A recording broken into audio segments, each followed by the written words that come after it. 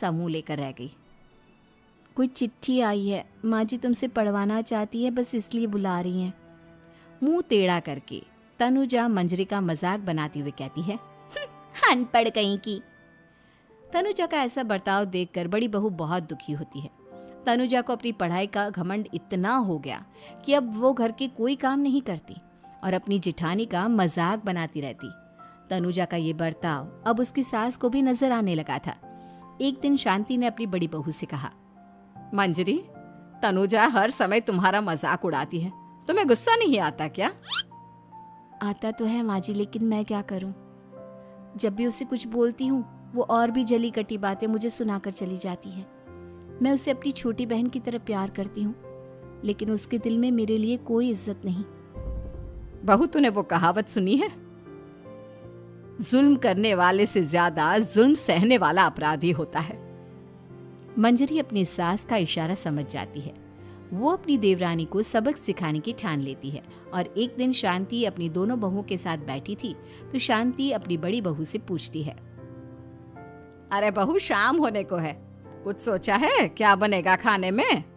माँ जी, मेरे तो सर में बहुत दर्द है आज।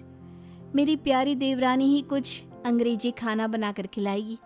सुना है पढ़े लिखे लोग अंग्रेजी खाना बहुत अच्छा बनाते हैं। एक सुंदर गांव में एक बुद्धिमान नारी रहती थी। उसका नाम था लीला। वह गांव की सभी समस्याओं का समाधान निकालती थी और लोगों की मदद करती थी। गांव के लोग उसे बहुत सम्मान देते थे।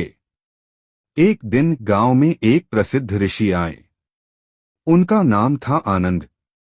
ऋषि ने गांव में शांति और प्रसन्नता देखकर लीला की प्रशंसा की। उन्होंने कहा, हे लीला, तुमने इस गांव को बहुत खुशहाल बनाया है। तुम्हारी बुद्धि और करुणा से लोग बहुत लाभान्वित हुए हैं। लीला ने विनम्रता से कहा, महात्मा, यह मेरा कोई विशेष गुण नहीं है। मैंने भी जीवन में बहुत संघर्ष किया है। मैंने देखा है कि दुख और सुख जीवन का हिस्सा हैं। हमें इन दोनों का सामना करने की शक्ति होनी चाहिए। ऋषि ने कहा, तुम्हारी बात सही है लीला। जीवन में उतार चढ़ाव आते रहते हैं। महत्वपूर्ण यह है कि हम इन परिस्थितियों से कैसे निपटते हैं। हमें धैर्य और शांति बनाए रखनी चाहिए।